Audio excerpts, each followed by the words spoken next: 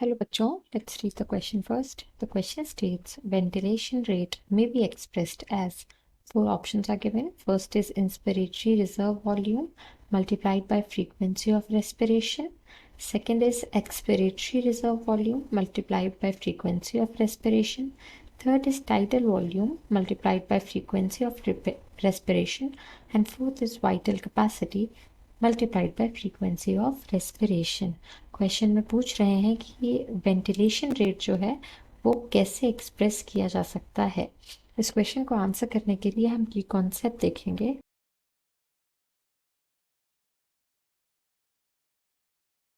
Ventilation rate का ventilation rate in terms of respiration or in terms of biology is basically breathing, the process of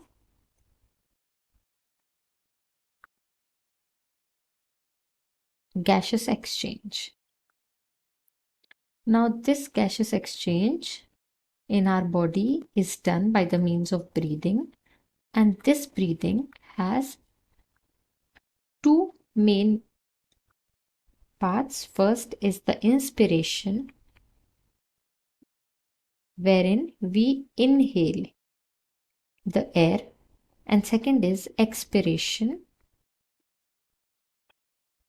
whereas we are exhaling the air और breathing it out.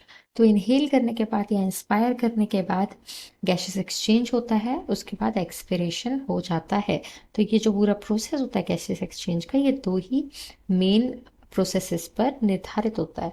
अब अगर हम बात करें कि ventilation rate को कैसे नापा जा सकता है, तो वेंटिलेशन रेट को नापने के लिए हम सिंपल सा फॉर्मूला एक यूज़ कर सकते हैं कि जो टाइडल वॉल्यूम है which is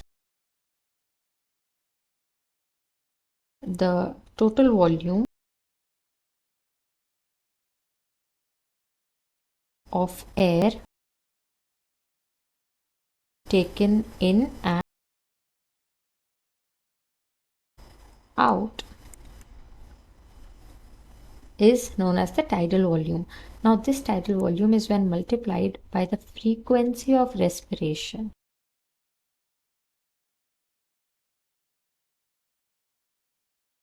This becomes the ventilation rate. तो कुल मिला के जो टाइडल वॉल्यूम है, जैसे कि जितना हमने एयर इनहेल किया और जितना एक्सेल किया, वो मिलाकर जो कि अराउंड 500 ml होता है, उस केस की बात हो रही है जहाँ पर कि बहुत ज़्यादा ज़बरदस्ती करके इनहेल नहीं किया जा रहा है, बहुत ज़्यादा बड़ी सांस नहीं ली जा रही है, नॉर्मल ब्रीदिंग कर रहे हैं। उसमें जो हम इनहेल कर रहे हैं और जो हमारे लंग्स में पहुँच रही है और लंग्स से बाहर आ रही है, उसको हम फ्रीक्वेंसी से मल्टीप्लाई करते हैं। अगर कि हमने कितनी बार पर मिनट ली सांस और छोड़ी, तो वो हमारा फ्रीक्वेंसी ऑफ रेस्पिरेशन हो जाएगा। इसको मल्टीप्लाई करते हैं तो हमें मिल जाता है फॉर्मूला वेंटिलेशन रेट का। तो यही हमारे क्वेश्चन का आंसर होगा। क्वेश्चन में देखते हैं, फर्स्ट ऑप्शन में कह रहे हैं inspiratory reserve volume multiplied by frequency of respiration. ये नहीं होगा क्योंकि ये जो इंस्पिरेटरी रिजर्व वॉल्यूम है, या इसको IRV भी कहते हैं, तो ये बेसिकली वो एयर है जो हम नॉर्मल सांस लेने के बाद और एक्स्ट्रा ले रहे हैं। तो ये एक्स्ट्रा इंस्पिरेशन जो हम करते हैं, जो रिजर्व चला जाता है, उसको हम कहते हैं इंस्पिरेटरी रिजर्व वॉल्यूम। तो ये नहीं होगा। सेकंड में बात हो रही है एक्सपिरेटरी रिजर्व वॉल्यूम की, तो ये बिल्कुल ऑपोजिट है फर्स्ट ऑप्शन के। कैसे? और ये भी हमारा आंसर नहीं होगा। तो ये ऐसे है कि ये ऐसे है कि जब हमने सांस छोड़ दी और फिर उसके बाद हम एक्स्ट्रा और थोड़ी ताकत लगा के कितनी सांस छोड़ सकते हैं, उसको हम एक्सपिरेटरी रिजर्व वॉल्यूम कहते हैं। फिर उसके बाद tidal volume into frequency of respiration हमें मिल रहा है ऑप्शन में, जो कि हमारा करेक्ट आंसर होगा। और फोर्थ ऑप्शन में vital capacity into frequency of respiration है। तो यहाँ पर जो वाइटल कैपेसिटी है, ये actually IRV plus ERV plus TV, इस पूरे को, यानी कि जो कि TV यहाँ पर टाइडल वॉल्यूम है, तो IRV जो है inspiratory reserve volume, TV tidal volume and expiratory reserve volume, इन तीनों का सम जो है वो वाइटल कैपेसिटी है।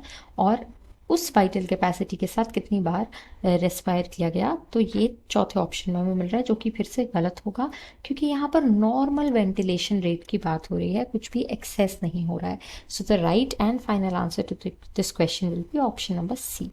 Hope you understood it well. All the best.